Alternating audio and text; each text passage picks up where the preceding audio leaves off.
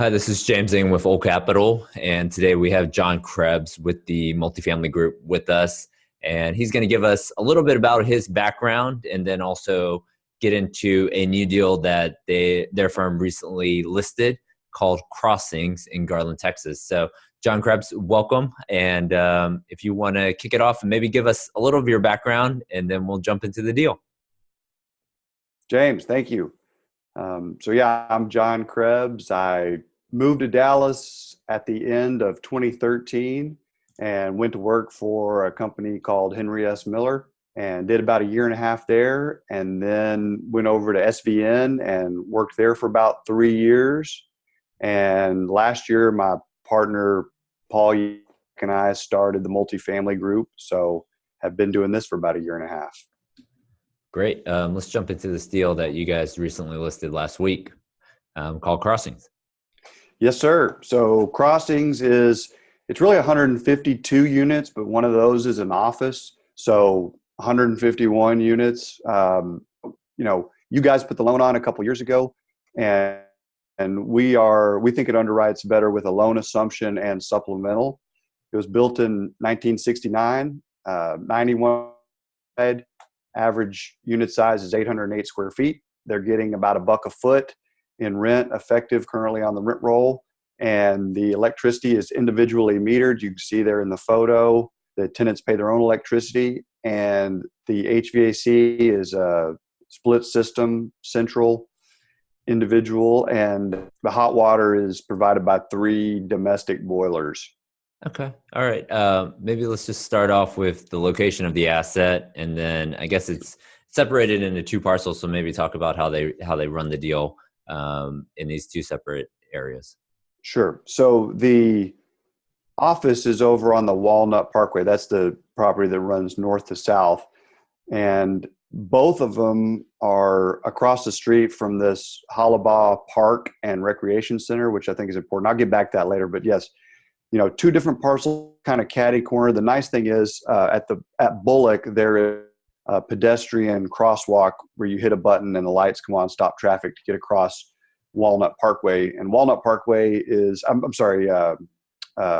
Walnut Street is a busy thoroughfare. It gets about 10,000 cars per day. And so Crossings has great frontage on that. Great. Anything about Yeah, let me go a little bit deeper into so that's the property. So location-wise, we're Central Garland. Yardi has it rent growth for the last year about 5.4%, CoStar 6.2%. They are really ranking high as far as the submarkets in DFW. It's about 3 miles west of downtown and a mile north of kind of the core Garland industrial district. And you're about 4 miles from the High-5, I-75, I-35, and the Central Westway. Great. So I put some property photos up here. The current owners owned the deal for about 2 years. What have they done in terms of the amount of money they've spent, but then also what sort of big CapEx have they completed over the last 2 years? So they've spent $1.2 million on this property. A lot of that went into fixing the plumbing. Older property, the plumbing had to be upgraded to underground water lines and sewers. The electrical, they put GFCIs in all the kitchens, excuse me, and upgraded the electrical panels in all the units, and also added shutoffs to the condensers for the HVAC. Then you can see there they painted the brick and painted the doors. They redid the parking lot, added this down there in the corner, and there's another picture of that, added that gazebo and outdoor grilling area. Unit turns, they've been putting in some vinyl flooring and kind of painting as needed. Okay. So I'll flip over. This has a little bit more detail on the property. Some of the things I highlighted when I was going through the OM was the roof. It is a flat roof, but did they recently replace the roof? So the current owner didn't, but the owner before that in 2015 did, and went with a nice. So we've got some drone shots in the OM. The roof's in great shape.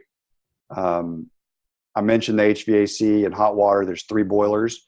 The wiring is copper. That's nice. And they've done a lot to upgrade the plumbing to copper. Okay. So we've got 2 different, account numbers here for the 2 different parcels. And then on the bottom, you said you have 2 inside, 2 outside. How are they managing the property now?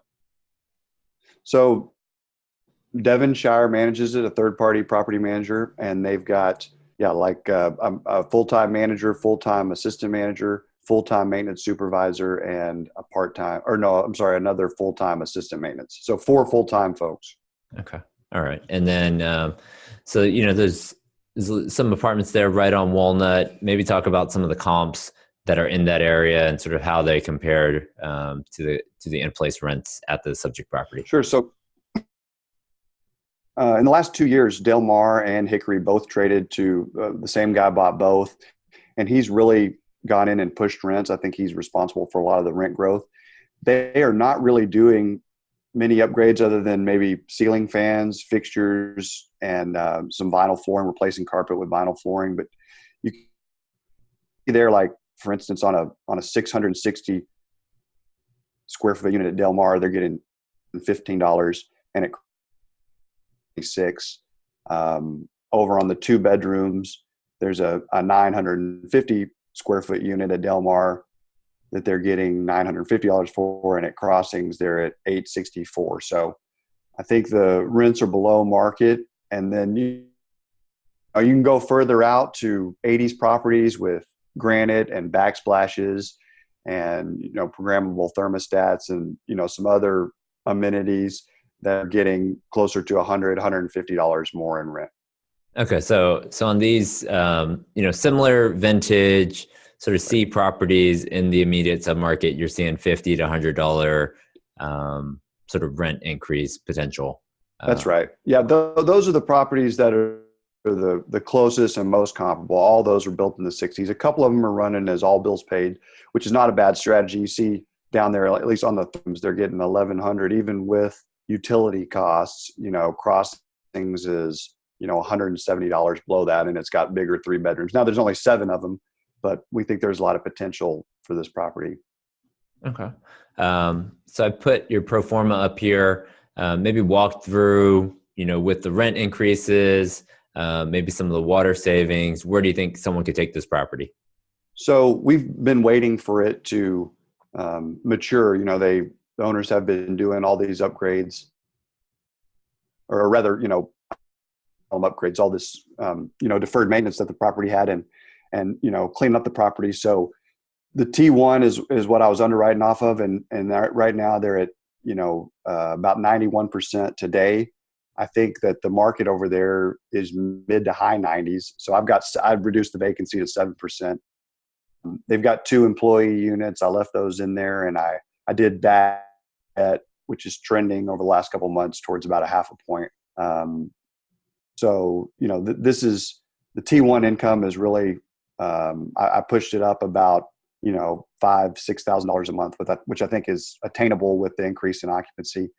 On the water, when the current ownership bought it, they put in aerators and shower heads, but they didn't do the toilets. So I think there's an opportunity for the next owner to replace the toilets and save. I did 15% water savings. And then so come up with an NOI of 821, which is about a 6.79 cap on my whisper price. Okay. So it looks like about 100,000 sort of on your net rental, the revenue side, and then another, 20,000-30,000 on water gets you to that 821 on the net cash flow.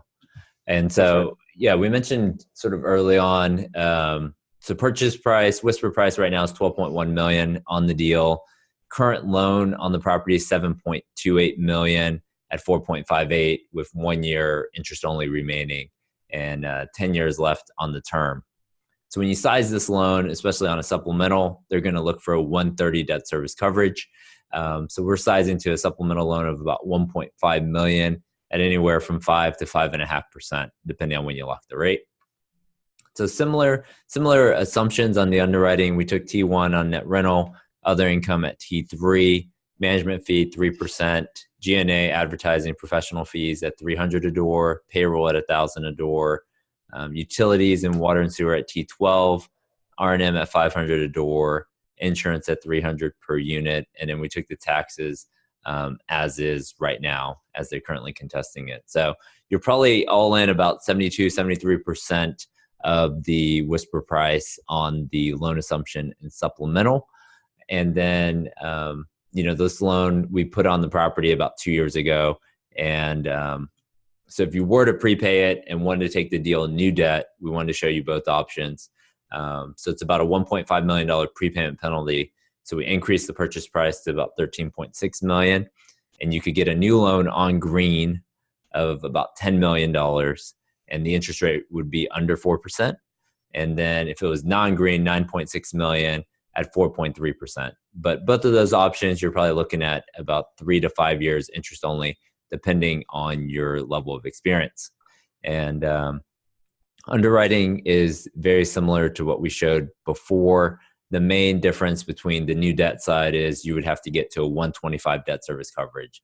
And so the loan to value actually is pretty similar on the new debt side as it was on the loan assumption and supplemental. So you just have to decide, what's more important to you. Do you want the lower cost basis of the deal and then sort of just assume the current loan at the higher interest rate, or you can go in new debt, more interest only at a lower interest rate. So depending on sort of what your investors are looking for in terms of cash flow, in terms of what they want, how do they want to see the return, either in cash flow or sort of residual sale, and what preference they have on that will determine your strategy on debt, whether assumption or new debt. So John, maybe wrap up with some final comments on the deal, and then give us sort of a date or call for offers date if you guys have one.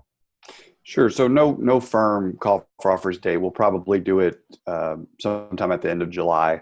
Right now, we're just doing tours, and I'd encourage folks to come out and check this property out. I mentioned the Hollabaugh Park. So this park has a rec center that you can, or a resident of Garland can join for $40 a year, and it's got your weights in there, and there's a kitchen, and there's a meeting room, and the park, which is free, has the playground and the pavilion. So this property has amenities that you're not liable for, that you don't have to maintain across the street, and so that's really nice. So I'd say come over and check it out. It's a nice area in Garland, and I think this property is gonna get a lot of long term. This area, is right there between the telecom corridor and Eastfield College and downtown Garland and all that industrial. It's only rents are gonna just continue to rise.